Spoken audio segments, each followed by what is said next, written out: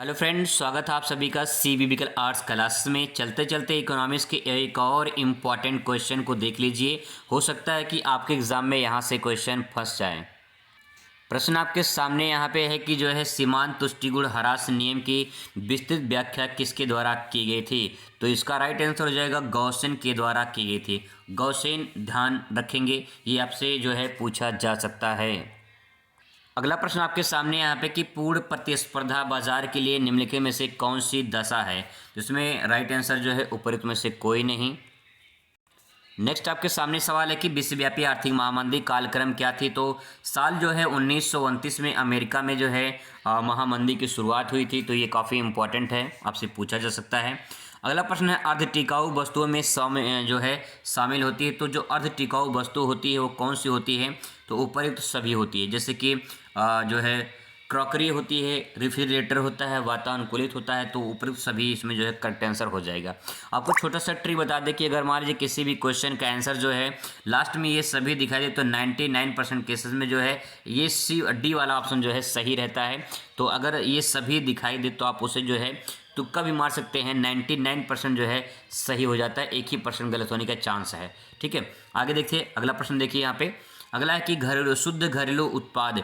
तो शुद्ध घरेलू उत्पाद क्या होता है, इसमें देखिए क्या होता है। सकल घरेलू जो उत्पाद होता है यानी जीडीपी, ठीक है। जीडीपी जो होता है इसमें से जो घिसावटें होती हैं उसको जो है माइनस कर देते हैं। जैसे मान लीजिए फॉर एग्जांपल आपने कोई एक नया मोबाइल फ़ोन खरीदना, ठीक है, आपने कोई एक नया मोबाइल फ़ोन खरीदा। अब उस मोबाइल फ़ोन को आप 1 महीना जो है उसको उपयोग किए हैं। इसके बाद 1 महीना उपयोग करने के बाद उस मोबाइल फ़ोन को आप बेचने जाएंगे। जब बेचने जाएंगे तो क्या आपने जो मान लीजिए 10,000 का आपने मोबाइल खरीदा था, तो क्या आपका मोबाइल 1 महीने बाद 10,000 का बिकेगा? नहीं, आपका मोबाइल 10,000 में नहीं बिकेगा। इसमें से कुछ माइनस होगा। क्या माइनस होगा? मान लीजिए इसमें से 1,000 मान लेते हैं माइनस हो जाता है। तो जो ये माइनस हुआ है 1,000 रुपये, यही घिसावट के तौर पे देखा जाता है। मतलब यह है कि जितना आपका सामान पुराना होगा उसमें से जो भी उसका जो भी पुराने सामान का जो ह्रास होगा उसको घटा दिया जाता है। तो जीडीपी में से जो घिसावटें होती हैं उसको माइनस कर देते हैं, तो शुद्ध घरेलू उत्पाद निकल कर आ जाता है। ठीक है, आगे देखिए अगला प्रश्न है कि चालू खाते में सम्मिलित विभिन्न आर्थिक सौदों में शामिल है। तो ये सभी, मैंने भी ऊपर आपको बताया छोटा सा ट्रिक की ये डी वाला ऑप्शन जो है ये सभी या फिर उपयुक्त सभी दिखाई दे तो उसको जो है आप तुक्का मार दीजिए, तभी आपका सही हो जाएगा। यहाँ भी देख लीजिए कुछ इस प्रकार से जो है गैर योजनागत व्यय में किसे शामिल किया जाता है। तो ये सभी जो है करेक्ट आंसर हो जाएगा। आगे देखते हैं जो है अति लघु प्रश्न में। अति लघु प्रश्न में देखिए कहा गया औसत आय की गणना किस प्रकार की जाती है। तो जो औसत आय होती है इसकी गणना किस प्रकार से की जाती है। यहाँ पे देखिए औसत आय यानी प्रति व्यक्ति आय भी इसे कहते हैं। इसे प्रति व्यक्ति आय के नाम से जाना जाता है। तो आप इसको ऐसे भी ले सकते हो कि जो है जो कुल आय होती है, ठीक है, कुल आय को ऐसे अपनी भाषा में लिखना है कि कुल आय को कुल जनसंख्या से जब भाग दिया जाता है तो प्रति व्यक्ति या फिर औसत आय निकल कर आता है। तो पहले इसका परिभाषा लिखेंगे, जो यहाँ पे लिखा गया है पहले इसकी परिभाषा लिखेंगे कि जो है कुल आय में कुल जनसंख्या से भाग देने पर औसत आय या प्रति व्यक्ति आय प्राप्त होता है। ठीक है, इसके बारे में इस चीज़ लिख सकते हैं। जैसे देखिए यहाँ पे कुल आय एक समुदाय के सभी लोगों को जो आय होती है वो दिखाया गया है, और सब जो है संख्या लोग मतलब समुदाय के जो लोगों की संख्या ये दिखाया गया है। कहने का तात्पर्य यह है कि मान लीजिए किसी भी क्षेत्र में किसी प्रदेश में जो है वहाँ पे जो है मान लेते हैं कि 1,00,000 लोग रहते हैं। ठीक है, 1,00,000 लोग रहते हैं किसी प्रदेश में, और वहाँ पे जो है उनके जो प्रदेशों 1,00,000 लोग हैं उनमें जितने लोग की आय होगी उनको आय को कलेक्ट किया जाएगा। फिर उसके बाद जो है जो जनसंख्या है उससे भाग दिया जाएगा तो औसत आय निकल जाता है। ठीक है, आगे देखिए अगला प्रश्न है काफ़ी मोस्ट इंपॉर्टेंट आपके सामने प्रश्न यहाँ पे है। अर्थशास्त्र में बाजार की परिभाषा दीजिए। तो बाजार की परिभाषा क्या है, इसे अर्थशास्त्र में बताना है, अर्थशास्त्र के शब्दों में बताना है। तो इसको मैंने जो अपने वीडियो में बताया था, पिछले वीडियो में बहुत अच्छे तरीके से समझाया था, लेकिन फिर भी एक बार देख लेते हैं। अर्थशास्त्र में बाजार शब्द का अर्थ किसी ऐसे विशिष्ट स्थान से नहीं लगाते हैं जहां पर वस्तुओं का क्रय विक्रय होता है, बल्कि उस समस्त क्षेत्र से लगाते हैं जहां क्रेता और विक्रेता के मध्य आपस में इस प्रकार संपर्क स्थापित करते हैं कि वस्तु का मूल्य सरलता और शीघ्रता से समाप्त जो है समान हो जाए। तो कहने का तात्पर्य है कि बाजार क्या होता है, इसमें देखिए बाजार में दो बातें ध्यान रखेंगे। पहला तो इसमें क्रेता होगा, क्रेता का मतलब होता है खरीदने वाला, विक्रेता मतलब बेचने वाला। यानी बाजार जो है एक ऐसा स्थान है जहाँ पे क्रेता विक्रेता इकट्ठा होते हैं। लेकिन इसमें कहा गया है कि जो है किसी वस्तु के मूल्य जो है सरलता से और शीघ्रता से समान हो जाए। जैसे मान लीजिए जो मार्केट है 5 दुकानें किसी चीज़ की है, मान लेते हैं किसी दुकान की किसी चीज़ की 5 दुकानें हैं, ठीक है। मान लीजिए कपड़े की 5 दुकानें हैं, तो ये 5 जो दुकान है इन 5 दुकानों में जो है जो दाम है वो समान होना चाहिए और जो है आसानी से चीज़ें उपलब्ध हो जाए, तो ये मार्केट कहलाता है, ये बाजार कहलाता है। तो ये पॉइंट हो गया, ठीक है। इसको अच्छे से देखेंगे। अगला है यहाँ पे वाणिज्यिक जो है बैंक से क्या तात्पर्य है। वाणिज्यिक बैंक या व्यापारिक बैंक वो बैंक होते हैं, जैसे देखिए वाणिज्यिक या व्यापारिक बैंक से आशय व्यापारिक बैंक वे बैंक होते हैं जो सामान्य बैंकिंग का कार्य करते हैं। भारत में राष्ट्रीयकृत बैंक व्यापारिक बैंक होते हैं और ये बैंक जो है अनुचित बैंक भी होते हैं। ये बैंक केंद्रीय बैंक के निर्देशन में कार्य करते हैं, जनता के निक्षेप स्वीकार करते हैं, अल्पकालीन ऋण प्रदान करते हैं और साख निर्माण करते हैं। मैं अगर आपको अपनी भाषा में और जो है आसान शब्दों में समझाऊं तो व्यापारिक बैंक वे बैंक होते हैं जो आपके स्थानीय क्षेत्र में होते हैं और जो है इसका जो निर्देशन यानी जो संचालन करता है वो केंद्रीय बैंक यानी आरबीआई के द्वारा होता है।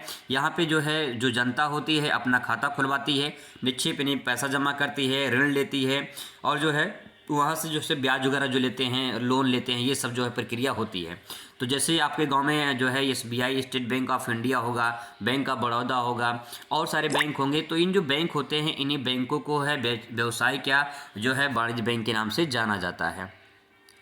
अगला प्रश्न दोस्तों आपके सामने है कि अस्फीति अंतराल को परिभाषित कीजिए। अस्फीति अंतराल क्या होता है, आइए इसको समझने की कोशिश करते हैं। आसान शब्दों में कोशिश करूंगा मैं आपको समझाने के लिए, लेकिन यहाँ पे जो लिखा है पहले उसको पढ़ने की कोशिश करते हैं कि क्या कहना चाह रहा है, ठीक है। स्फीति अंतराल किसी अर्थव्यवस्था में पूर्ण रोजगार संतुलन की स्थिति को बनाए रखने के लिए जितनी कुल मांग की आवश्यकता पड़ती है, यदि कुल मांग उससे अधिक हो जाए तो उनके अंतर को स्फीति अंतराल कहा जाता है। यहाँ पे जो बात कहा गया है उसको समझने की ज़रूरत है। पहला पॉइंट ये कह रहा है कि किसी देश की अर्थव्यवस्था में या फिर किसी अर्थव्यवस्था में पूर्ण रोजगार संतुलन की स्थिति बनाए रखने की जितनी कुल मांग आवश्यकता पड़ती है, यदि कुल मांग उससे अधिक हो जाए तो उसे स्फीति अंतराल कहा जाता है। फॉर एग्जांपल जैसे मान लेते हैं किसी भी अर्थव्यवस्था में जो कुल मांग है, ठीक है, मान लेते हैं 10 है, मान लेते हैं एक एग्जाम्पल के तौर पे मान लीजिए मांग 10 है, ठीक है, और इसके बाद जो है उस जो मांग 10 है और मांग 10 के अकॉर्डिंग जो है देखा जाए अगर 20% हो जाए मान लेते हैं, ठीक है, तो ये जो अंतराल 20% में 10% जो परसेंट का अंतराल आया है इसी को कहते हैं अस्फीतिक अंतराल।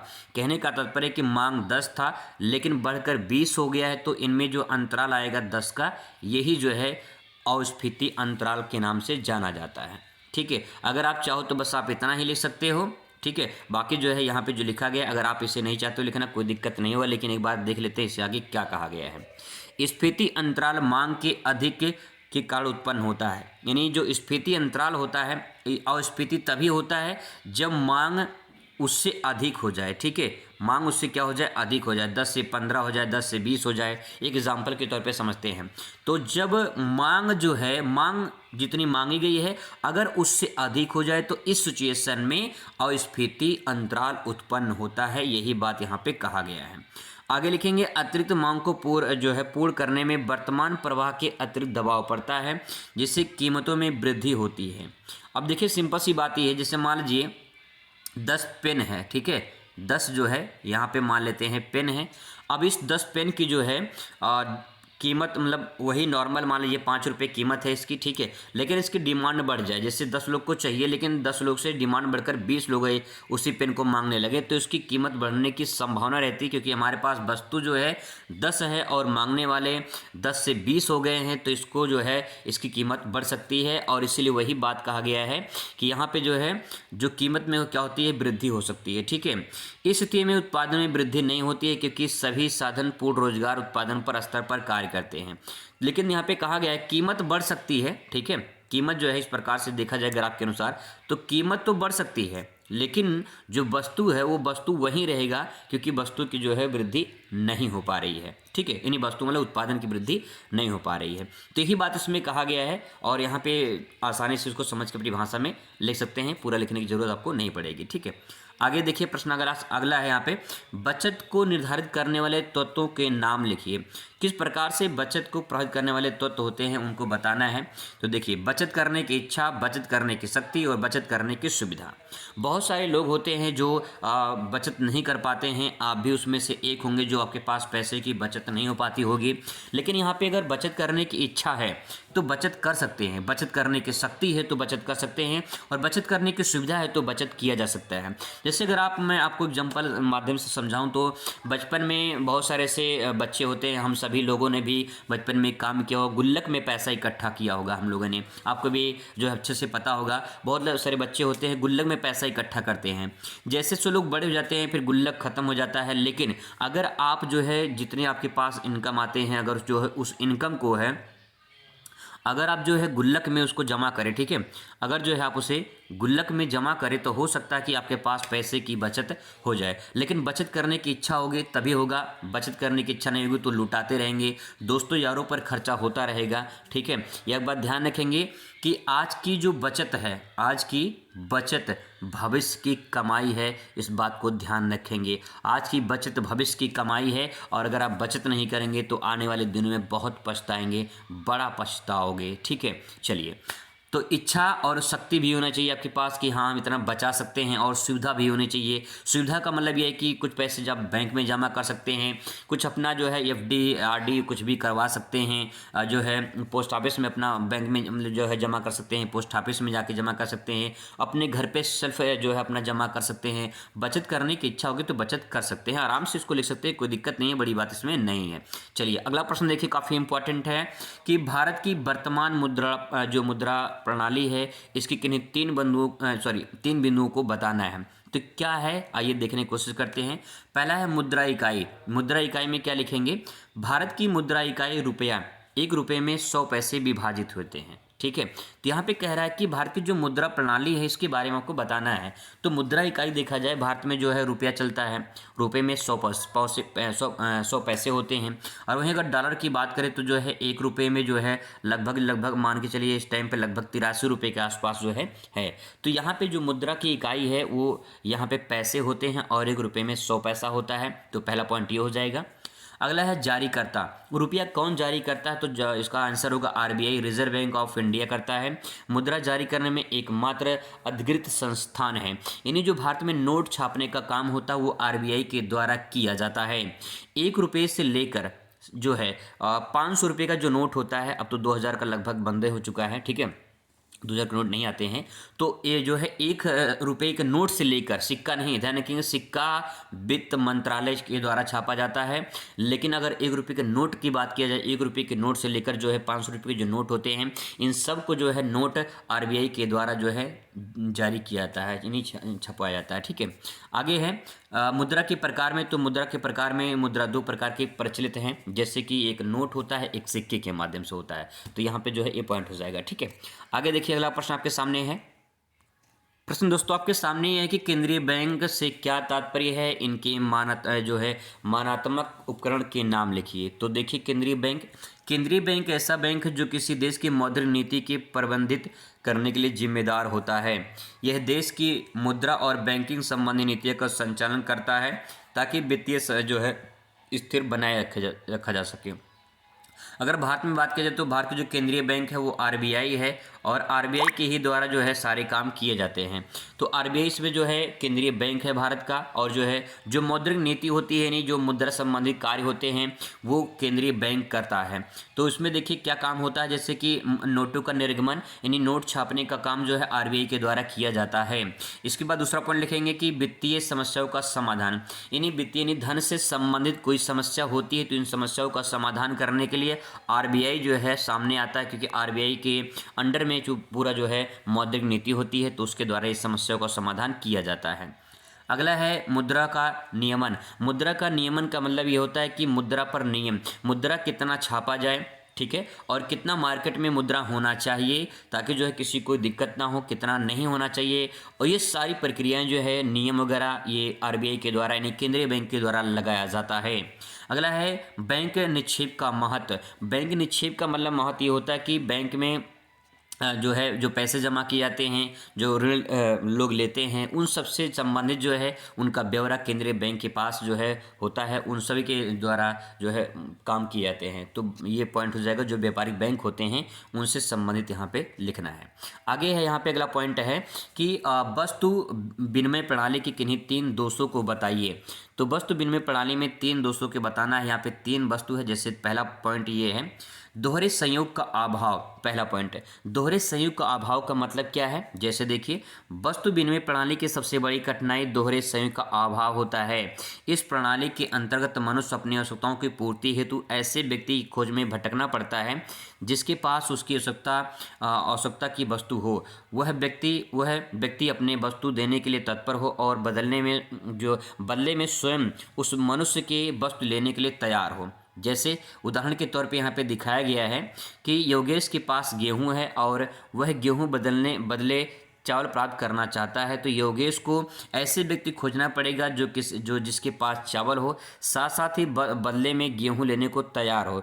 इस प्रकार 2 पक्षों में ऐसा पारस्परिक सहयोग होता है जो एक दूसरे की आवश्यकताओं को वस्तु जो है प्रदान कर सके, जो मिलना कठिन हो जाता है। तो ये भी एक समस्या है। मैं आपको अपनी भाषा में समझाऊँ तो यहाँ पे देख लीजिए, जैसे मान लीजिए कोई एक व्यक्ति का नाम का लड़का है, ठीक है, इसके पास जो है चाय है, ठीक है, इसके पास चाय है, और जो है कोई बी व्यक्ति का लड़का है, इसके पास कॉफ़ी है, ठीक है, इसके पास क्या है, कॉफ़ी है। अब ये लड़का जो बी वाला है ये कॉफ़ी नहीं पीना चाहता, ये चाय पीना चाहता है। जो बी वाला लड़का ये चाय पीना चाहता है, और जो ये लड़का है ये कॉफ़ी पीना चाहता है, लेकिन इसके पास चाय है। अब क्या होगा यहाँ पे, अब यहाँ पे क्या होगा, ये ए वाला लड़का है ये कॉफ़ी वाले के पास जाएगा, बोलेगा भैया मेरे पास चाय है, तुम चाय ले लो, और तुम्हारे पास कॉफ़ी है, मुझे कॉफ़ी दे दो। तो जब ये कॉफ़ी ले लेगा, ठीक है, यानी बी वाला चाय ले लेगा और ये वाला कॉफ़ी ले लेगा, तो ऐसी प्रक्रिया को हम दोहरे संयोग का अभाव कहते हैं। यानी ऐसा मिलना तो मुश्किल होता है। तो ये पॉइंट जो है यहाँ पे आप लिख सकते हो, अपनी भाषा में वहाँ पे लिख सकते हो, कोई दिक्कत नहीं होगा। बस इतना ध्यान रखना है कि दोहरे संयोग का अभाव का मतलब ये होता है कि 2 व्यक्तियों का यहाँ पे होना और दोनों व्यक्तियों के पास जो वस्तु है उसका भी तालमेल होना, ये काफ़ी इंपॉर्टेंट होता है यहाँ पे, ठीक है। अगला पॉइंट यहाँ पे लिखेंगे, अपनी भाषा में लिखेंगे। दूसरा पॉइंट यहाँ पे लिखेंगे मूल्य के सर्वमान्य माप का अभाव। मूल्य के सर्वमान्य उसका अभाव क्या होता है। इसका आंसर दोस्तों लिखेंगे कि जैसे इस प्रणाली में मूल्य का कोई ऐसा सर्वमान्य माप नहीं होता है जिसके द्वारा प्रत्येक वस्तु के मूल्य विभिन्न वस्तुओं के सापेक्ष निश्चित किया जा सके। इस स्थिति में 2 वस्तुओं के बीच विनिमय दर स्थापित करना कठिन हो जाता है। दोनों पक्षों में अपनी अपनी वस्तु को अधिक मूल्य आंकते हैं। वस्तु विनिमय में की प्रमुख कठिनाई मानी जाती है। जैसे मान लीजिए जब उन्होंने चाय दिया था, ठीक है, जब चाय दिया था और कॉफ़ी लिया था, तो जैसे मान लीजिए जो उनके पास जिस बर्तन में चाय था, जिस बर्तन में कॉफ़ी थी, कहीं वो बर्तन छोटा बड़ा भी हो सकता है, उसका कोई माप भी नहीं हो सकता है। तो सबसे बड़ी समस्या ये होती है कि चाय की कीमत, मान लीजिए अगर दुकान पे गए हैं तो दुकान वाला चाय सबको 5 रुपये का मान लो चाय दे रहा है, तो सबको 5 रुपये का ही चाय मिलेगा, किसी कोई अंतर ही नहीं होगा, तो मूल्य का मापन हो जाएगा। लेकिन अगर वस्तु के बदले वस्तु लिया जाए तो मूल्य को मापना कठिन हो जाता है, क्योंकि उसकी चाय की कीमत थोड़ा सा ज़्यादा हो सकती है, या फिर कॉफ़ी की कीमत ज़्यादा हो सकती है, चाय की कीमत कम हो सकती है, कॉफ़ी की कीमत ज़्यादा हो सकती है। तो उसमें मूल्य मापना जो है कठिन हो सकता है। यही बात इसमें आप लिख सकते हो, ठीक है, अपनी भाषा में। आइए अगला पॉइंट देखते हैं। अगला है वस्तु विभाजन में कठिनाई। सही बात है, वस्तु विभाजन में कठिनाई होती है। कुछ ऐसी वस्तुएं होती है जिनका विभाजन नहीं किया जा सकता, जैसे गाय, बैल, भेड़, बकरी, कुर्सी, मेज, ये सब जो है इसको बांटा नहीं जा सकता है, विभाजन नहीं किया जा सकता है। अगर मान लीजिए कोई जो है, एक मान लेते हैं कोई कुर्सी है, ठीक है, अगर मान लेते हैं कोई एक कुर्सी है, तो कुर्सी को तो विभाजन नहीं किया जा सकता है ना। अब कुर्सी को विभाजन कर देंगे, कुर्सी को आधा काट के देंगे तो उसमें बैठने लग रहेगा नहीं। तो वस्तु विभाजन में कठिनाई ये होती है, ठीक है। आगे है मूल्य संचय की सुविधा। मूल्य संचय की सुविधा का मतलब ये होता है वस्तु विनिमय प्रणाली में वस्तुओं को अधिक समय तक संचित नहीं रखा जा सकता है, क्योंकि वस्तु नाशवान होती है। कोई वस्तु जो होती है, जैसे मान लीजिए आपने, उस व्यक्ति ने चाय लिया, उससे कॉफ़ी के बदले जो है क्या लिया, चाय लिया, तो अब क्या होगा, चाय को हम हमेशा के लिए या फिर कुछ दिन के लिए नहीं रह सकते हैं, या कुछ घंटों के लिए नहीं रह सकते हैं। चाय खराब हो सकता है, कॉफ़ी भी खराब हो सकती है। तो ये जो है मूल्य संचय कर सुविधा में ये होती है कि वस्तु को जो है हम ज़्यादा दिन तक नहीं रह सकते हैं, ये नाशवान होता है। ठीक है, अब बात करते हैं लघु उत्तरीय प्रश्न की। लघु उत्तरीय प्रश्न में पूरा एक तरह से मॉडल पेपर है, और ये मॉडल पेपर आप इसे जरूर देखें, एक बार समझने की कोशिश करें। ठीक है, आगे क्वेश्चन आपके सामने है कि जो है मांग के अर्थ और परिभाषा को लिखिए। तो मांग, पहले इसके अर्थ को बताएंगे, फिर इसके बाद जो है इसकी परिभाषा को लिखेंगे। इसका आंसर देखते हैं यहाँ पे कैसे इसका आंसर लिख सकते हैं। मांग का अर्थ, इसके बाद जो है यहाँ पे हेडिंग डाल देंगे मांग का अर्थ एवं परिभाषा, और यहाँ पे लिखेंगे मांग किसी निश्चित समय अवधि में किसी वस्तु या सेवा की वह मात्रा होती है जिससे उपभोक्ता उस वस्तु या सेवा के विभिन्न मूल्यों पर खरीदने को तैयार या सक्षम होते हैं। दूसरे शब्दों में हम दर्शा सकते हैं, कह सकते हैं उपभोक्ता किसी वस्तु या सेवा को कितनी मात्रा में खरीदना चाहता है और कितना भुगतान करने को तैयार होता है। सिंपल वर्ड में इसको आसानी से समझा, जैसे मान लीजिए आपको जो है बोर्ड परीक्षा के लिए पेन चाहिए। ठीक है, आपको पेन चाहिए, बढ़िया से पेन चाहिए। अब ये पेन की कीमत जो है मान लेते हैं 10 रुपया है। ठीक है, 10 रुपये वाला पेन लेकर जाइए तो ज़्यादा बढ़िया रहेगा। 10 रुपये का पेन है। अब ये आपकी डिमांड है कि मुझे पेन चाहिए, आपकी मांग है। अब चाहे वो 10 रुपये में दे, ठीक है, मान लीजिए पेन आप उस दुकान पे कम है तो आप कहोगे कि दूसरे दुकान पे चले जाएंगे, लेकिन नहीं, एक सिचुएशन यहाँ पे क्रिएट होती है कि वस्तु की जो कीमत होती है, जिस कीमत पर आप वस्तु को खरीदने के लिए तैयार हो जाते हो और उतना मूल्य जो है पे करते हो, तो उसे मांग कहते हैं। वही बात यहाँ पे कहा गया कि उपभोक्ता किसी वस्तु या सेवा को कितनी मात्रा में खरीदना चाहता है और उसका भुगतान करने को तैयार है। तो 10 रुपये का अगर पेन दे रहा है, आप उसको खरीदने को तैयार हो जाते हो, तो उसकी मांग वही कहलाती है, डिमांड आपने वही किया है। ठीक है, जैसे बहुत सारे लोग दहेज मांगते हैं, वैसे दहेज मांगना तो अपराध है और दहेज मांगना नहीं चाहिए। दहेज की लालची दहेज मांगते हैं, तो जो मांग करते हैं, है ना, जो मांग करते हैं, जैसे मान लीजिए कोई मांग ले कि मुझे जो है अपाचे चाहिए, पल्सर चाहिए, मुझे ये चाहिए, मुझे वो चाहिए, तो अगर वो मांग लेता है तो जिस जो मांगा है, अगर उसको मांग वो पूरी हो जाए तो उसे हम मांग कह सकते हैं, और मांग पूरी ना हो तो उसे जो है मांग नहीं कह सकते हैं। ठीक है, सिंपल वर्ड है। आइए परिभाषा देखते हैं। यहाँ पे परिभाषा में लिखेंगे यहाँ पे कि जो है, यहाँ पे हेडिंग डालेंगे, मांग की परिभाषा लिखेंगे। मांग किसी वस्तु या सेवा की वह मात्रा है जो उपभोक्ता एक निश्चित समय अवधि में विभिन्न मूल्यों पर खरीदने के लिए तैयार होता है। आमतौर पर एक वक्र रूप में दर्शाया जा सकता है, जिसे मांग वक्र कहा जाता है। कहने का तात्पर्य है कि मांग वक्र में ये कहना चाह रहा है, इसमें ये सेंटेंस में ये आएगा कि जैसे मान लो कि कोई वस्तु है जिसकी कीमत मान लेते हैं, मान लीजिए किसी कीमत 10 रुपये है। ठीक है, 5 से स्टार्ट हुआ, 10 रुपये है। अब इस 5 से स्टार्ट हुआ है तो यहाँ पे जो है मान लेते हैं इस प्रकार से कि ये ग्राफ कुछ इस प्रकार से इसका बनेगा। मान लेते हैं पहले डिमांड यहाँ पे था। ठीक है, डिमांड यहाँ पे था। अगर जो डिमांड यहाँ पे था, अगर यहाँ पे खरीदने के लिए तैयार हो जाता है तो उससे हम मांग कर सकते हैं। लेकिन अगर जो है कीमत बढ़ गई है तो यहाँ पे कीमत बढ़ने की वजह से डिमांड भी बढ़ेगी। ठीक है, मतलब कीमत बढ़ेगी, और उस कीमत बढ़ने की वजह से जो है अगर वहाँ पे भी डिमांड जो है उतना आप मांग रहे हैं तो हमसे मांग कह सकते हैं, लेकिन आप खरीदने के लिए तैयार हैं। कहने का तात्पर्य है कि जब जिस सिचुएशन में आप हैं वहाँ पे उस वस्तु को खरीदने के लिए तैयार हो जाते हैं तो उसे मांग वक्र के नाम से जाना जाता है। ठीक है, तो यहाँ पे ये पॉइंट हो गया। आगे देखते हैं अगला प्रश्न। प्रश्न आपके सामने है कि कुल आय को उदाहरण द्वारा समझाइए। जो आय होता है उसको उदाहरण द्वारा समझाना है, तो क्या होता है आय, इसी को समझना है। चलिए देखते हैं आय को, इसको एग्जाम्पल के माध्यम से समझाना है। तो यहाँ पे एक उदाहरण लेते हैं। कोई व्यक्ति है रवि नाम का। ठीक है, आप इसमें अपना नाम भी ऐड कर सकते हैं। कोई व्यक्ति है रवि नाम का और इसका जो है कर निर्धारण जो वर्ष है वो 2024 से 2025 तक है। ठीक है, इसमें जो है कर निर्धारण का करंट का डेटा आया है, उसमें जो है जो कर वगैरह लगते हैं, जो टैक्स वगैरह लगते हैं, उन सबको जो है यहाँ पे टैक्स वगैरह काटा जाएगा। तो देखिए किस प्रकार से इसका है। विभिन्न आय के स्रोतों में रवि की जो आय देखा जाए तो वेतन इसको 10 लाख रुपये मिलते हैं। इसको आप अपनी भाषा में भी ले सकते हैं, पहले समझने की ज़रूरत यहाँ पे। मान लीजिए रवि की जो आय है ये 10 लाख रुपये है। ठीक है, अब इस 10 लाख रुपए में जो है इसको जो है 2 लाख रुपए का मकान का किराया चला जाता है। 2 लाख रुपए मकान का किराया चला जाता है, जिसपे ब्याज जो है 50,000 तो ब्याज ही लग जाता है, और जो पूंजीगत लाभ है वो 1 लाख रुपए है। ठीक है, तो यहाँ पे देखिए आपको यहाँ पे 3.5 यानी 3.5 लाख रुपये तो इसका खर्चा हो जा रहा है यहीं पे। ठीक है, अब आगे देखिए, आगे यहाँ पे इसके बारे में और डिटेल में समझते हैं कि कुल आय की गणना कैसे कर सकते हैं। बात करते हैं पहले सकल आय की। तो सकल मतलब पूरा जो आय टोटल होगा उसका कितना हो जाएगा। तो यहाँ पे देखिए वेतन प्लस मकान किराया, ब्याज, पूंजीगत लाभ, ये मिला के टोटल देखा जाए तो 13.5 लाख रुपए यहाँ पे उसका बन रहा है। 10 लाख रुपए वेतन हो गया, 3.5 लाख है, 13 लाख, 13.5 लाख ये हो गया। तो यहाँ पे टोटल जो सकल उसका जो आय होगा, ठीक है, सकल आय, जैसे जीडीपी निकालते हैं ना, जीडीपी में क्या होता है, पूरा लेखा जोखा तैयार करके पूरा जो है जो मौद्रिक जो होती है उसी को कलेक्ट किया जाता है। वैसे ही यहाँ पे सकल कुल आय में देखा जाए तो कुल आय कितने हो गया उसका, 13.5 लाख रुपया हो गया, ठीक है। अब यहाँ पे देखिए कटौती कैसे होगा उसका, धारा 80 के तहत जो है निवेश यानी जो है 1.5 लाख है, ठीक है, ये हो गया। और इसके बाद जो है यहाँ पे अन्य जो कटौती से चिकित्सा बीमा वगैरह 50,000 यहाँ पे कटौती हो रही है। कुल कटौती में देखा जाए तो 1.5 लाख रुपए ये हो रहा है और इसके बाद 50,000 ये एक मिला के देखा जाए 2 लाख रुपए इसका कटौती हो रहा है। तो यहाँ पे कटौती में आप जो है इस प्रकार से नॉर्मल चीज़ें भी आप यहाँ पे लिख सकते हो, ठीक है। इसके बाद कुल आय देखते हैं, कुल आय में जो है सकल आय माइनस कटौती, तो सकल आय कितना थी, 13.5 लाख रुपए, इसमें से कितना घटा देंगे, कटौती घटा देंगे, कितना बचेगा 11.5 लाख, यानी 11.5 लाख रुपए जो है यहाँ पे बचेंगे। तो रवि के पास जो है कुल आय कितनी हो जाएगी, 11.5 लाख रुपए हो जाएगा।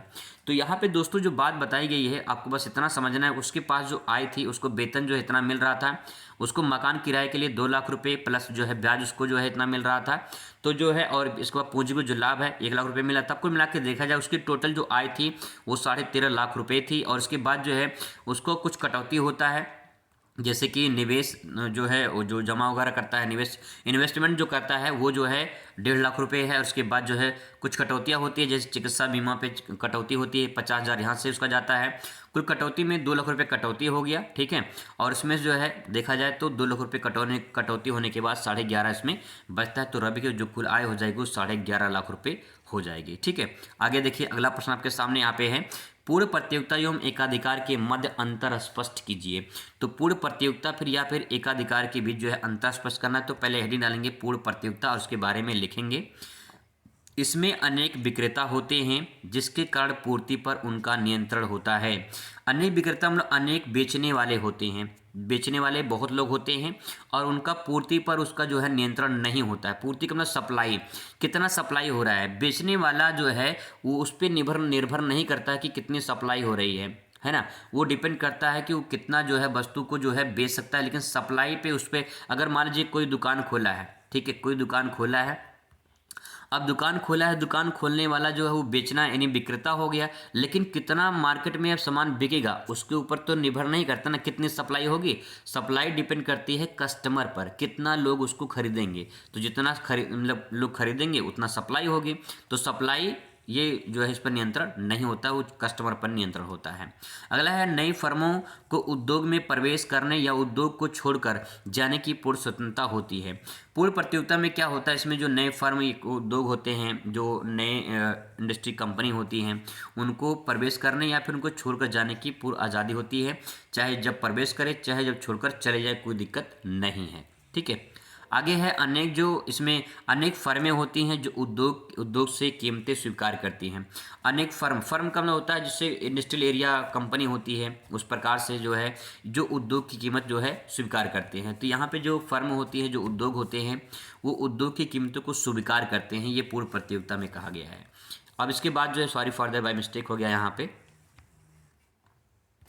आगे इसको एकाधार के माध्यम से जो है यहाँ पे एकाधिकार के माध्यम से समझने की कोशिश करते हैं। इसमें एकाधिकार में क्या होगा, इसमें केवल एक विक्रेता होता है जिसके पास वस्तु का पूरा नियंत्रण होता है।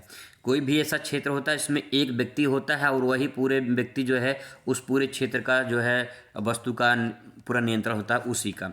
इसमें अगला पॉइंट है कि नए फर्म को प्रवेश में पूर्ण प्रतिबंध होता है। अगर कोई नया उस क्षेत्र में जो है दुकान लगाना चाहता है, एक तरह से देखा जाए तो वहाँ पे जो है उसके लिए प्रतिबंध होता है, ठीक है। अगला इसमें क्योंकि एकाधिकार मतलब एक लोग का अधिकार ऐसे समझ लीजिए आप, ठीक है। और इसके बाद जो है एकाधिकारी वस्तु के मूल्य जो है निर्धारक होते हैं, यानी जो एक व्यक्ति है वो दुकान खोल के बैठा है, वो चाहे अपने वस्तु को जितना मूल्य लगा सकता है वो लगाएगा और दूसरे को वहाँ प्रवेश करने की अनुमति नहीं होती है। एकाधिकार नाम से स्पष्ट है, एक लोग का अधिकार होना, ठीक है। इस बात को थोड़ा सा यहाँ पे समझने की कोशिश करते हैं। इस प्रकार से यहाँ पे एक डायग्राम बना के यहाँ पे जैसे देखिए यहाँ पे लिखा है विशेषता, क्या विशेषता हो सकती है पूर्ण प्रतियोगिता में और एकाधिकार में। विशेषता में लिखेंगे विक्रेता की संख्या। विक्रेता की जो संख्या होती है पूर्ण प्रतियोगिता में बड़ी संख्या होती है, लेकिन एकाधिकार में केवल एक ही होता है, एक ही लोग का अधिकार होता है। चार्ट बहुत ही इंपॉर्टेंट है और अगर आप इसे डायग्राम के माध्यम से समझा दोगे तो दोस्तों 5 में 5 नंबर पूरा मिलेगा, यानी मतलब सॉरी 6 नंबर मिलेगा। 5 से 6 नंबर आपको आराम से इसमें मिल जाएगा, ठीक है। तो इसमें देखिए विक्रेता की संख्या बड़ी संख्या होती है, इसमें केवल एक ही होता है। दूसरा पॉइंट प्रतियोगिता, बहुत अधिक इसमें प्रतियोगिता होती है, यानी कंपटीशन ज़्यादा होता है, इसमें कोई कंपटीशन नहीं होता है। भाई जब अकेला है तो कंपटीशन है ही नहीं, सिंपल सी बात ये है, ठीक है। तो यहाँ पे बात ये है कि इसमें प्रतियोगिता बहुत होती है और इसमें प्रतियोगिता नहीं होती है। आगे है कीमत निर्धारण। जो कीमत निर्धारण होती है वो बाजार मूल्य स्वीकार करते हैं, पूरा मार्केट स्वीकार करता है, लेकिन इसमें बाजार मूल्य जो है वो निर्धारित करते हैं एकाधिकार वाले, ठीक है। अगला है प्रवेश में प्रवेश व बहिर्गमन। तो इसमें जो है आसान होता है, लेकिन इसमें बहुत कठिन होता है प्रवेश करने में, क्योंकि इसमें जो है आप अपना मार्केट में जाकर दुकान खोल सकते हैं, लेकिन एकाधिकार में अपना खुद का दुकान जाके नहीं खोल सकते हैं। अगला है यहाँ पे उदाहरण के तौर पे देखा, जैसे कृषि उत्पादों का बाजार है, यहाँ पे आराम से जा सकते हैं। बिजली, पानी, रेलवे, इन सब में जो है आप अपना एक अधिकार होता है। जैसे आपने रेलवे स्टेशन पर देखा होगा कि कोई एक दुकान खोल के बैठा है, अब जितना कीमत ले रहा है उतना ले रहा है, दूसरा वहाँ पे उसके लिए अनुमति ही नहीं है। तो बात वही यहाँ पे आती है कि यहाँ पे इस प्रकार से सेंटेंस को आप लिख सकते हैं। अगला दोस्त यहाँ पे क्वेश्चन अगला आपके सामने है कि सरकारी बजट के किन्हीं 3 उद्देश्य बताइए। क्या होता है सरकारी बजट, आइए इनको समझने की कोशिश करते हैं। आंसर लिखेंगे, सरकारी बजट सरकार के वार्षिक व्यय और औसत का ब्यौरा तो प्रस्तुत करती ही है, साथ में बजट सरकार के विकास के नीतियों में उद्देश्य को इंगित करती है। सरकारी बजट निम्नलिखित होते हैं, इन्हें सरकार के द्वारा जो बजट पेश किया जाता है उसे सरकारी बजट के नाम से जाना जाता है। तो उनके क्या उद्देश्य हैं, इन्हीं उद्देश्यों को समझना है। पहला पॉइंट लिखेंगे, आर्थिक विकास के प्रोत्साहन बजट का मुख्य उद्देश्य होता है और अर्थव्यवस्था में आर्थिक विकास की गति को प्रोत्साहन देना होता है। तो यहाँ पे 2 बातें हैं। पहला पॉइंट ये है कि आर्थिक विकास को जो है प्रोत्साहन देना और उनके बजट को पूरा करना, और आर्थिक विकास की गति को बढ़ाना, ये जो है इसमें पॉइंट आप लिख सकते हो, अपनी भाषा में लिख सकते हो, कोई दिक्कत नहीं है। बना के बस चीज़ें समझ जाए कि क्या पॉइंट इसमें हो सकता है। अगला है कि संतुलित क्षेत्रीय विकास, सरकार जो है बजट के माध्यम से जो है संतुलित क्षेत्रीय विकास को बढ़ावा देने और पिछड़े विकास जो क्षेत्र को विकास करने के लिए बजट पेश करती है। जैसे मान लीजिए कोई एक क्षेत्र ए है, कोई एक क्षेत्र बी है, ठीक है। ये बी वाला जो क्षेत्र है ये थोड़ा बैकवर्ड है, थोड़ा पिछड़ा हुआ है, ए वाला थोड़ा विकसित है। तो सरकार अपना बजट इसलिए पेश करती है कि ए वाले के साथ साथ बी वाले का भी विकास हो। तो वही बात यहाँ पे कहा गया, जो पिछड़े क्षेत्र हैं इनको विकसित करने के लिए और विकास की श्रेणी में लाने के लिए जो है ये बजट पेश किया जाता है, ठीक है। अगला पॉइंट है आर्थिक स्थिरता, अर्थव्यवस्था में तेजी और मंदी तक जो है चक्र चलते रहते हैं, इसके नियंत्रण करके अर्थव्यवस्था में स्थिरता प्राप्त करना बजट का उद्देश्य होता है। कहने का तात्पर्य है कि जो हमारी आर्थिक व्यवस्था है उस आर्थिक व्यवस्था में कभी जो है तेजी होता है, कभी मंदी होती है, मंदी का मतलब कभी घाटा होता है। ग्राफ जो है किस इस प्रकार से चलता है, यहाँ पे जो ग्राफ बनता है यहाँ पे कभी तेजी होता है, कभी फिर नीचे आता है, फिर कभी नीचे रहेगा, फिर कभी तेजी हो जाएगा, फिर इस प्रकार से जो है चलता रहता है। तो यहाँ पे जो है इस प्रकार से इसका ग्राफ बनेगा, ठीक है। आगे है रोजगार का सृजन, रोजगार का सृजन करना भी सरकार के बजट का महत्वपूर्ण उद्देश्य होता है। रोजगार उपलब्ध कराना ये सरकार का उद्देश्य होता है। वैसे तो रोजगार बहुत कम मिलता है, लोग बहुत बेरोजगार हैं, लेकिन जो बजट का उद्देश्य होता है वो रोजगार सृजन करना भी होता है। अगला है सार्वजनिक उपकरणों के प्रबंध, सरकार के सार्वजनिक उपकरण स्थापित करना, और क्योंकि इन उपकरणों में उद्देश्य लाभ अर्जन करना सामाजिक कल्याण पर आधारित होता है। कहने का तात्पर्य है कि सरकार के द्वारा सरकारी कुछ जो है कंपनियां, सरकारी जो है संस्थाएं या फिर सारी सरकारी चीज़ें जो है बनवाई जाती हैं ताकि जो है वो सामाजिक जो है कल्याण किया जा सके, और इसीलिए जो है वो सरकारी बजट पेश किए जाते हैं। अगला है कि आय और संपत्ति का पुनर्वितरण या अर्थव्यवस्था में आर्थिक विषमता की कमी को बजट ये महत्वपूर्ण भूमिका होती है। कहने का तात्पर्य है कि आय संपत्ति का ब्यौरा और आर्थिक विषमता को कमी को कम करने के लिए ये बजट पेश किया जाता है, ताकि सब जो है समानता से सहायता प्रदान किया जा सके। अगला प्रश्न दोस्तों यहाँ पे से कि स्फीतिक अंतराल या फिर अस्फीतिक अंतराल किन्हीं 4 अंतरों को बताइए। तो यहाँ पे इस प्रकार से अगर सवाल पूछेगा कि स्फीतिक अंतराल और अस्फीतिक अंतराल में 4 पॉइंट बताना है, तो पहला देखिए, पहला पॉइंट है मांग और आपूर्ति। इसमें क्या लिखेंगे, स्फीतिक अंतराल मांग आपूर्ति से अधिक होती है, जिसके परिणामस्वरूप कीमतें बढ़ेंगी। अगला है कि अस्फीतिक अंतराल आपूर्ति मांग अधिक होती है, जिसके परिणामस्वरूप कीमतें घटती हैं। अब इसको समझने की कोशिश करते हैं। जो यहाँ पे लिखा गया है, स्फीति के अंतराल में कह रहा है कि हमें मांग आपूर्ति से अधिक होती है, यानी डिमांड जो होती है, मान लीजिए डिमांड जो है वो मान लीजिए 10 है, ठीक है, और इस डिमांड 10 होने की वजह से जो है इसकी जो आपूर्ति है वो 20 हो रही है। तो इसमें 10 डिमांड थी लेकिन 20 हो रही है तो कीमतें बढ़ेंगी, ठीक है, क्योंकि 10 लोग की मांग थी और 20 बढ़ गया है तो कीमतें बढ़ेंगी इसमें। तो ये बात यहाँ पे कहा जा रहा है कि मांग जो है पूर्ति से अधिक होती है, तो जिसके परिणामस्वरूप क्या होता है, कीमतें बढ़ जाती हैं। लेकिन अस्फीति में क्या होता है, अगर आपूर्ति मांग से अधिक होती है, यानी मान लेते हैं कि मांग जो है, आपूर्ति जो है 20 है, ठीक है, और मांग जो है वो 10 ही था लेकिन आपूर्ति हमारे पास 20 थी, तो जो है इसकी सेवा में कीमतें क्या होती हैं, घट जाएंगी। सिंपल सी बात यह है कि 10 रोटी है, ठीक है, 10 रोटी है और जो है 5 खाने वाले हैं, और उसमें जो है डिमांड 5 लोग की है तो 5 रोटी बचेगा, तो फिर इसमें क्या होगा, कीमत बच जाएगी, मतलब कीमत घट जाएगी। वही बात यहाँ पे कहा जा रहा है, ठीक है। आगे देखिए, अगला पॉइंट है रोजगार में।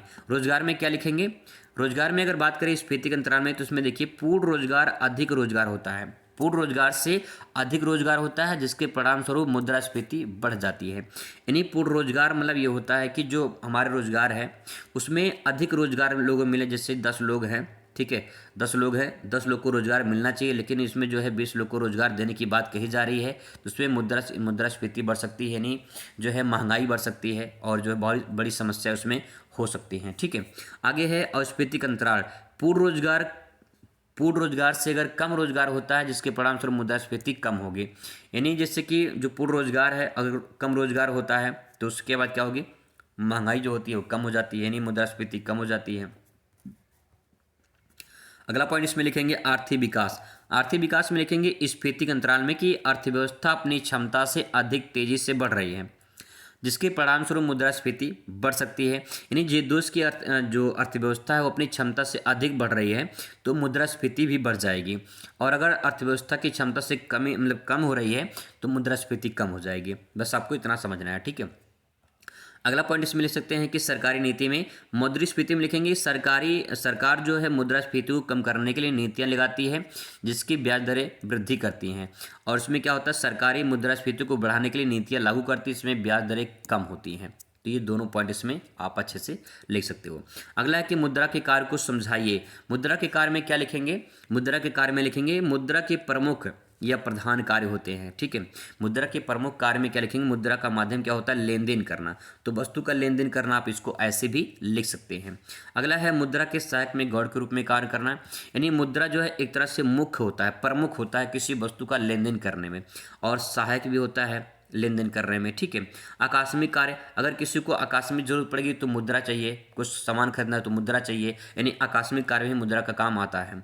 मुद्रा के अन्य कार्य, मुद्रा के अन्य कार्य में जैसे कि हमारे पास जो है रुपया है, ठीक है, हमारे पास रुपया है, रुपये को डॉलर में कन्वर्ट करना है तो अन्य कार्य में काम कर देगा। हम कहीं विदेश जा रहे हैं, कहीं पे जहाँ पे डॉलर चलता है तो वहाँ पे डॉलर हमें लगाना पड़ेगा, तो अन्य कार्य में भी इसका जो है पैसा जो है इसका काम आता है, ठीक है। अब इनको जो है इस प्रकार से, इसको सेंटेंस को आप इस प्रकार से लिख सकते हैं, जैसे उसमें क्या क्या दिया गया है कि जो है मुद्रा को कार्य जो है निम्नलिखित होते हैं, इन कार्यों में प्रत्येक मुद्रा अर्थव्यवस्था के आवश्यक रूप से संपन्न करती है। तो ये पूरा जो सेंटेंस यहाँ पे लिखा गया है आप इसको आराम से जो है अपनी भाषा में लिख सकते हैं, कोई दिक्कत नहीं होगा। ये सब मुद्रा के कार्य के रूप में यहाँ पे बताया गया है, ठीक है। प्रश्न अगला देखते हैं। यहाँ पे प्रश्न आपके सामने है कि उपभोक्ता संतुलन से क्या आशय है, तटस्थ वक्र विश्लेषण से उपभोक्ता को संतुलन को समझाइए। तब यहाँ बनेगा अब ग्राफ के माध्यम से समझने की कोशिश करते हैं। पहले थोड़ा सा इसका परिभाषा देख लेते हैं। परिभाषा आपके सामने है, एक उपभोक्ता संतुलित जो है संतुलन को प्राप्ति करता है जब दिए हुए बजट समीकरण पर सबसे ऊंची संभावित तटस्थ वक्र पर पहुंचता है, तो उपभोक्ता संतुलन बिंदु बजट रेखा पर होना चाहिए। यह वस्तु जो है सेवाओं को सबसे अधिक प्राथमिक सहयोग प्रदान करती है। तटस्थ वक्र जो अवधारणा है इसके अनुसार उपभोक्ता को संतुलन प्राप्त करने की 2 शर्तें हैं। जब ग्राफ बनेगा तो इसको मैं आपको अच्छे समझाऊंगा यहाँ पे कैसे किस प्रकार से जो है ग्राफ के माध्यम से आप इसको अपनी भाषा में भी कन्वर्ट कर सकते हैं, ठीक है। तो देखिए यहाँ पे 2 पॉइंट पहले है। पहला पॉइंट ये है, उपभोक्ता के संतुलन के जो का बिंदु होता है वह बिंदु होता है जहाँ पर बजट रेखा तटस्थ वक्र को स्पर्श करती है और अधिकतम संतुष्टि प्रदान करती है। यहाँ पे ग्राफ में के माध्यम से देखते हैं। देखिए यहाँ पे उपभोक्ता संतुलन आता है, यानी कहने का तात्पर्य है जहाँ वस्तु जो है ये जो पॉइंट है, ये वाला पॉइंट, यहाँ पे जो है उपभोक्ता संतुलन आके हमें मिलती है। और ये जो पॉइंट कह रहा है, ये जो पहला पॉइंट है वो यही पॉइंट कह रहा है यहाँ पे कि उपभोक्ता संतुलन बिंदु को वह बिंदु होता है जहाँ बजट रेखा तटस्थ वक्र को स्पर्श करती है और अधिकतम संतुष्टि जो है प्रदान करती है। तो ये जो पॉइंट है यहाँ पे उपभोक्ता संतुलन, ये इसी पॉइंट पे संतुष्टि मिलती है, क्योंकि यहाँ पे जो है हमें वस्तु का जो है उपभोक्ता संतुलन देखने को मिल रहा है। ठीक है, आगे देखिए यहाँ पे अगला पॉइंट यहाँ पे कहा गया है, दूसरा वाला पॉइंट, उपभोक्ता के संतुलन बिंदु को वह बिंदु है जहाँ पे प्रतिस्थापन की सीमांत दर कीमत अनुपातों के बराबर होती है। तो इसमें जो है ये वाला पॉइंट आपका इसमें आ जाएगा, कीमतों के अनुपात के बराबर जो होता है। पहले ग्राफ यहाँ पे था, ठीक है, फिर इसके बाद एक ऐसा सीमा आता है जहाँ पे बराबर हो जाता है, और फिर एक रेखा ऐसी आती है जहाँ पे जो है बढ़ जाता है। लेकिन संतुलन जो है यहाँ पे हमें मिलता है, संतुष्टि जो है यहाँ पे मिलती है, जो ये वाली रेखा है। ठीक है, अगला पॉइंट इसमें आप लिख सकते हैं कि जो है इसको जो है तीसरा पॉइंट यहाँ पे है, उपभोक्ता के संतुलन की तीसरी औसत शर्त यह है कि संतुलन बिंदु प्रतिस्थापन की सीमांत दर गिरती होनी चाहिए, अर्थात तटस्थ वक्र मूल बिंदु की उन्नतोदर होना चाहिए। उन्नतोदर यानी जो है कॉन्वेक्स में कुछ इस प्रकार से, जब ग्राफ इस प्रकार से बनता है तो इसे जो है कहते हैं उन्नतोदर। ठीक है, अगर जो है इस प्रकार से ग्राफ बनता है, यहाँ पे झुकाव इस प्रकार से होता है तो इसे उन्नतोदर कहते हैं, और जो ये है ये वाला ये है उन्नतोदर। ठीक है, चित्र को स्पष्टीकरण करते हैं तो यहाँ पे देखिए उपभोक्ता संतुलन को पता लगाने के लिए तटस्थ वक्र बजट रेखा के साथ ग्राफ बनाया गया है।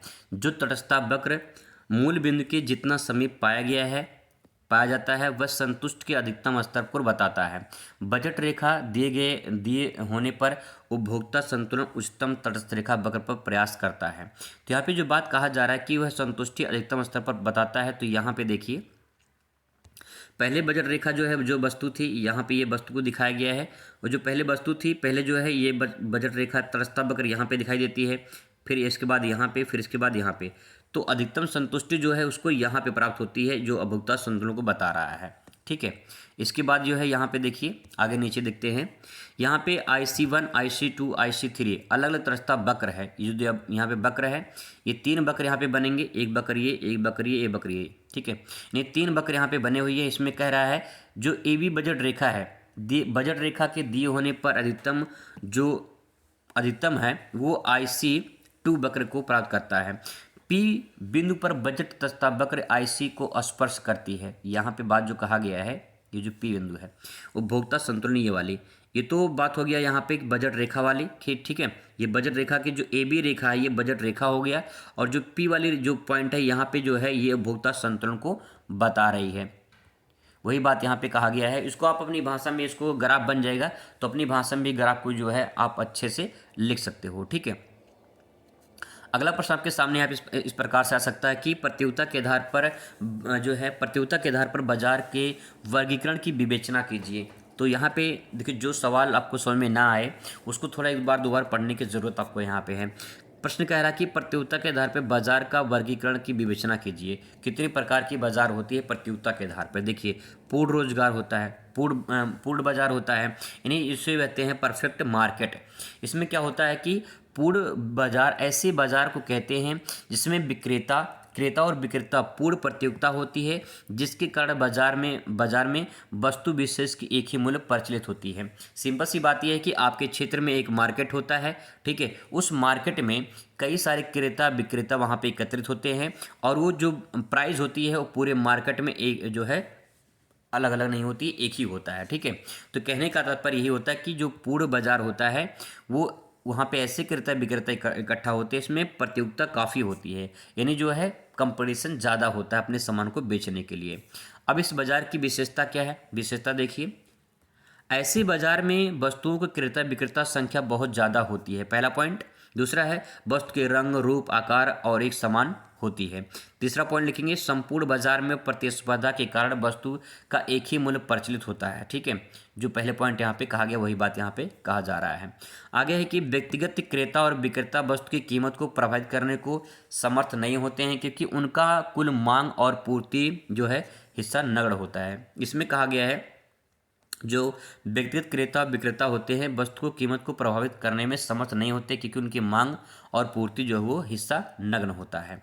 अगला पॉइंट लिख सकते हैं कि यातायात जो है लगते शून्य होते हैं, क्योंकि क्रेता विक्रेता जो है बीच दूरी नहीं होती है। इसमें बात ये कह रहा है कि जो यातायात लगते ही शून्य होते हैं, क्योंकि क्रेता और विक्रेता के बीच की दूरी जो है नहीं होती है। क्रेता और विक्रेता जो है आपस में एक तरह से जो है मिले होते हैं, मार्केट करीब होता है लोगों के पास, जो आसानी से वस्तु को खरीद सकते हैं, बेच सकते हैं। क्रेता और विक्रेता बाजार को पूर्ण ज्ञान होता है, जो खरीदने वाला है और जो बेचने वाला है उनको इसका ज्ञान होता है कि कौन सा मार्केट, कौन सा जो है दुकान कहाँ पे, उनमें कीमत कितनी है और वस्तु का क्या भाव हो सकता है, ये सब जो है क्रेता विक्रेता को अच्छे से ज्ञान होता है। पूर्ण बाजार वास्तविक स्थिति ना होकर कोरी कल्पना मात्र होती है। पूर्ण बाजार की वास्तविक स्थिति ना होकर कोरी कल्पना का मात्र ये होता है कि वस्तु जो बाजार होता है उस बाजार में जो है अलग अलग प्रकार की आपको जो है चीज़ें देखने को मिल सकती हैं, और सारी चीज़ें जो हैं आपको एक ही प्रकार में अलग अलग वैरायटी भी देखने को मिल सकती हैं। लॉन्ग क्वेश्चन, इससे थोड़ा सा आपको जो है कम से कम 3 पेज में आंसर देना है। इसके बाद आता है आपका अपूर्ण बाजार। एक होता है पूर्ण बाजार, दूसरा होता है अपूर्ण बाजार।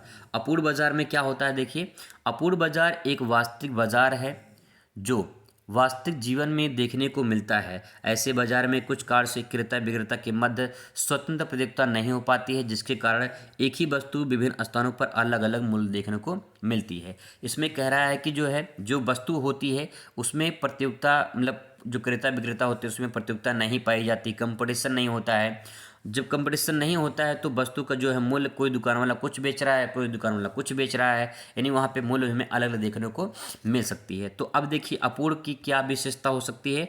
क्रेता विक्रेता जो है संख्या सीमित होती है। जैसे एक स्थानीय बाजार होता है, उसमें जो है 50 दुकान है, ठीक है, 50 दुकान है और उसमें मान लेते हैं 100 जो है क्रेता है। तो इस प्रकार से जो है संख्या सीमित होती है। क्रेता और विक्रेताओं में पूर्ण स्पर्धा नहीं होती है, मतलब कंपटीशन नहीं होता है। क्रेता विक्रेता बाजार का पूर्ण ज्ञान भी नहीं होता है, बाजार का जो है ज्ञान कम होता है इनमें। अगला पॉइंट हम लिख सकते हैं, बाजार में अलग अलग क्रेताओं द्वारा अलग अलग स्थानों पर मूल्य वसूल किया जाता है, यानी कुछ दुकान पे कुछ लिया जाएगा, दूसरे दुकान पे कुछ लिया जाएगा, तो पैसा जो है वहाँ पे अलग अलग तरीके से वसूला जाता है। वस्तुओं में रंग, रूप, आकार, पैकिंग आदि पर आदि अंतर पाया जाता है, और उनके अलग अलग जो है वस्तु को पैसे जो वसूलने के लिए सफल हो जाते हैं। उसमें जो रूप, रंग, आकार होते हैं वस्तु को पैकिंग के, वो अलग अलग होते हैं, और उसी के आधार पर लोग पैसा भी अधिक ले लेते हैं। तीसरा पॉइंट इसमें लिखेंगे एकाधिकार। एकाधिकार में लिखेंगे कि एकाधिकार बाजार की वह अवस्था है जिसमें वस्तु का केवल एक ही उत्पादक होता है, कोई प्रतियोगिता नहीं, प्रतिस्पर्धा नहीं होती है। यह पूर्ण बाजार का बिल्कुल उल्टा होता है, जिसके बारे में चर्चा हम लोग कर चुके हैं। एकाधिकार में मतलब किसी एक का दुकान होता है, वही जो है मूल्य लगाता है, वही जो है सामान बेचता है, और वही जो है सब कुछ तय करता है, क्योंकि उसके पास जो है पूरी तरह से आज़ादी होती है।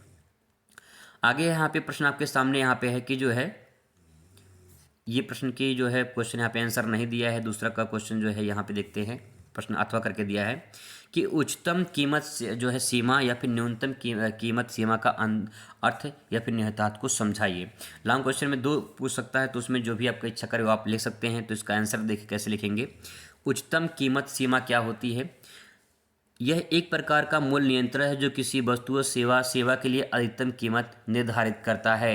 यह आमतौर पर सरकार द्वारा लगाया जाता है ताकि उपभोक्ता को अधिकतम मूल्य निर्धारित से बचाया जा सके। इसमें कहने का तात्पर्य उच्चतम कीमत सीमा, यानी जो मार्केट में जैसे कोई वस्तु है, उस वस्तु पे जो कीमत लिखी, मान लो किसी वस्तु पर 25 रुपये लिखा हुआ है, तो 25 रुपये जो लिखा हुआ है उस 25 रुपये पे कीमत पे कितना कस्टमर से वो दुकानदार ले सकता है। तो वही बात यहाँ पे कही जा रही है कि वस्तु और सेवा के लिए अधिकतम कीमत निर्धारित करता है और सरकार द्वारा लगाया जाता है, उपभोक्ता को अधिकतम मूल्य निर्धारण से बचाया जा सके। सरकार एक ऐसा नियम लगाती है कि आप जो है उस वस्तु पर कितना कीमत लगा सकते हैं। कोई कीमत निर्धारित करिए तो उस पर जो है एक कीमत निर्धारित कर दिया जाता है, ठीक है, कि हाँ वस्तु जो है आप कितने कीमत पर बेच सकते हैं, 100 रुपया, 200 रुपया, 500 रुपये, कितने में बेच सकते हैं, उस पर कीमत निर्धारित करिए। इसलिए हर वस्तु पर दाम लिखा होता है। उदाहरण के तौर पे देखिए कि जो है किराए का नियंत्रण, जिससे कितना किराया लेना चाहिए ये भी नियंत्रण मतलब होता है कि हाँ हम आपको जो है 3,000 रुपये रूम दे रहे हैं तो 3,000 रुपये रूम आपको देना पड़ेगा, तो कीमत तय हो गया पहले। दवा की कीमत पर नियंत्रण, दवा पे लिख दिया जाता है कि भैया जो है दवा का 99 रुपये का है, दवा जो है 50 रुपये का है, दवा जो भी दाम लिखा रहता है उसमें नियंत्रण हो जाता है, ठीक है। कृषि उत्पादों के न्यूनतम समर्थन मूल्य, यानी जो कृषि के उत्पाद होते हैं उसमें जो है वस्तु कीमत लिखे होते हैं ताकि जो है उसे उनको मदद मिल सके। नियतार्थ में क्या बताएंगे, नियतार्थ में बता सकते हैं कि इसमें उच्चतम कीमत सीमा उपभोक्ताओं को कम मूल्य पर वस्तु और सेवा प्राप्त करने में मदद कर सकती है। जो कीमत लिखी होती है, जैसे मान लो किसी वस्तु की कीमत 100 रुपये है तो 100 रुपये ये दाम जो लिखा हुआ आप इसमें से कम भी करा सकते हैं, आप वस्तु को 90 रुपये में भी खरीद सकते हैं, वही इसका निहितार्थ हो जाएगा। अगला है उत्पादक को अधिकतम मुनाफाखोरी से रोकता है, यानी जो उत्पादक होता है, जैसे मान लो दाम आपने लिख दिया, जैसे मान लो 100 रुपये दाम लिख दिया, ठीक है। अब उस दाम पे जो है ये नहीं होगा कि आप जो है उसमें ज़्यादा कमा जाएं, ठीक है। तो दाम 100 रुपये है तो 100 रुपये के अंदर ही आपको लेना पड़ेगा। अब चाहे जितना आप वो ले सकें, चाहे 80 ले, चाहे 90 ले, चाहे 100 ही लें, ठीक है, वो डिपेंड करता है दुकानदार पे। ये लिख सकते हैं अगला पॉइंट कि यह कम आय वाले लोगों के लिए आवश्यक वस्तु अधिक जो है किफ़ायती बनाता है, तो जो जिनकी आय कम है उनको भी जो है यहाँ से मदद मिल सकती है। नकारात्मक प्रभाव में क्या पॉइंट लिख सकते हैं, इसमें नकारात्मक प्रभाव में लिखेंगे उच्चतम कीमत सीमा उत्पादों को कम उत्पादन करने को प्रोत्साहित करती है। पहला पॉइंट ये नकारात्मक हो जाएगा कि जो दाम लिख दिया जाता है उसके वजह से जो है वो उत्पादन कम करता है ताकि उसकी जो है ज़्यादा नुकसान ना हो सके। अगला है कि कृत्रिम कम जो है कमी पैदा कर सकती है जिसमें कालाबाजारी पनप सकती है। बहुत सारी चीज़ें होती हैं जो वस्तु कीमत जो है उसको कम करके थोड़ा सा उसको जो है कुछ फर्जी बना देते हैं, कुछ अलग तरीके से मिलावटी बना देते हैं, तो ये काला बाजारी जो है यहाँ पे हो सकती है। अगला है गुणवत्ता में गिरावट कारण बन सकती है क्योंकि उत्पादक लागत कम करने के मजबूर हो जाते हैं। जब दाम उस पर तय कर दिया जाता है तो दाम तय करने की वजह से जो है उसमें वस्तु में मिलावटीपन आ सकती है और जो है या फिर जो है उसमें क्वालिटी में कमी कर सकते हैं, तो ये पॉइंट इसमें जो है आ जाता है। अगला है न्यूनतम अगर कीमत लगाई जाती है तो फिर क्या होता है, इसको भी समझते हैं। न्यूनतम, एक बार जो कीमत जो है उच्चतम लगाया जाएगा, एक बार न्यूनतम लगाया जाएगा, तो क्या अंतर होगा इसी को समझना है। यह प्रकार का मूल्य नियंत्रण है, किसी वस्तु और सेवा की न्यूनतम कीमत निर्धारित करता है। यह आमतौर पर सरकार द्वारा लगाया जाता है ताकि उत्पादों को कम कीमतों में बचाया जा सके और अपनी लागत को वसूलने में मदद मिल सके। वही बात यहाँ भी कहा गया है लेकिन यहाँ पे थोड़ा सा अलग है। आगे देखिए, कृषि उत्पादों के न्यूनतम समर्थन मूल्य जो होता है ये पॉइंट लगाया जाता है इसमें, और श्रमिकों का जो न्यूनतम वेतन होता है ये भी इसमें जो है ऐड किया जाता है। नियतार्थ में देखेंगे तो इसमें नियतार्थ में क्या लिख सकते हैं, न्यूनतम कीमत सीमा उत्पादकों को उचित मूल्य प्राप्त करने में मदद करती है। दूसरा है इसमें अपनी लागत वसूलने और मुनाफा कमाने में मदद करता है। तीसरा पॉइंट लिख सकते हैं इसमें कम आय वाले उत्पादकों को बाजार में बने रहने की मदद करता है। तो ये पॉइंट इसमें नियतार्थ में हो जाएगा। अगला प्रश्न यहाँ पे है, ग्राफ से संबंधित है, इसको यहाँ पे समझने की ज़रूरत है, ठीक है। चलिए इसको समझते हैं। सवाल यह है कि औसत और सीमांत लागत के संबंध में रेखाचित्र के माध्यम से बताना है। तो अब इसको रेखाचित्र के माध्यम से बनाना है, औसत लागत और सीमांत लागत, ठीक है। यानी आपको यहाँ पे समझना है, क्या समझना है, समझना ये है एमसी समझना है बराबर जो है एसी समझना है, एमसी और एसी को समझना है। तो आइए देखते हैं यहाँ पे। अथवा करके इसी सवाल को यहाँ पे भी इस प्रकार से लिखा जा सकता है, जैसे यहाँ पे दिया है कि आय में परिवर्तन के कारण एक वस्तु की मांग पर पड़ने वाले प्रभाव को समझाइए। तो इसका क्वेश्चन का आंसर तो यहाँ पे दिया, लेकिन ग्राफ का आंसर यहाँ पे इस प्रकार से ये दिया गया है, ठीक है। आगे इसका आंसर देखते हैं। इस प्रश्न का उत्तर दोस्तों इस प्रकार से यहाँ पे दिया गया है, इसको उत्तर को देखते हैं। आय में परिवर्तन के कारण वस्तु की मांग में भी जो है मांग पर पड़ने वाले प्रभाव, आय में परिवर्तन की यहाँ पे दिया गया है कि आय में परिवर्तन का एक वस्तु की मांग पर सीधा प्रभाव पड़ता है। यह प्रभाव वस्तु के प्रकार, उपभोक्ता के आय स्तर पर निर्भर करता है। कहने का तात्पर्य है कि आय में परिवर्तन के कारण वस्तु की मांग में पड़ने वाले प्रभाव को आय में परिवर्तन के एक मांग में सीधा प्रभाव पड़ता है। यानी सिंपल सी बात है, मान लीजिए किसी की आय 2 है, 1,000 रुपये है, इसकी आय 1,000 से 1,500 रुपये हो जाती है, ठीक है। तो इसकी जो मांग होगी उसमें परिवर्तन हो जाता है, यही बात यहाँ पे कहा जा रहा है, ठीक है। थोड़ा सेंटेंस में समझने की ज़रूरत है यहाँ पे कि क्या कहना चाह रहा है। अब यहाँ पे आमतौर पर ये आय में वृद्धि वस्तु की मांग में वृद्धि होती है और आय में कमी वस्तु की मांग में कमी होती है। ये सेंटेंस जो है आप इस पर काले पेन से लिख सकते हैं आराम से, ठीक है, ताकि कोटेशन का काम कर दे।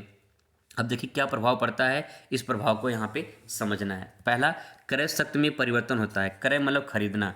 जब आय बढ़ती है तो उपभोक्ता के पास अधिक पैसा होता है, जिससे अधिक वस्तुएं खरीद सकता है। इसके विपरीत जब आय कम होगी तो उपभोक्ता के पास पैसा कम होगा तो वस्तु को कम खरीदेगा। सिंपल सी बात है, तो क्रय शक्ति में परिवर्तन होता है। ठीक है। दूसरा पॉइंट ले सकते हैं, आसान शब्दों में दिया है, जीवन शैली में परिवर्तन। आय बढ़ने के साथ उपभोक्ता की जीवन शैली में सुधार करना चाहता है और बेहतर गुणवत्ता वाले सामान, अधिक विलासिता वस्तुओं को खर्च उठा सकता है। इसके विपरीत जब आय कम होती है तो उपभोक्ता को जो है अपनी जीवन शैली सरल बनाना पड़ता है और कम खर्च करने पड़ते हैं। तो जीवन शैली में भी परिवर्तन होता है। जैसे मान लो कोई जब नौकरी पा जाता है तो उसके जो है ज़िंदगी में परिवर्तन हो जाते हैं, बड़े बड़े बदलाव हो जाते हैं और बहुत सारी चीज़ जो है उठना बैठना पहनावा सब कुछ जो है बदल जाता है।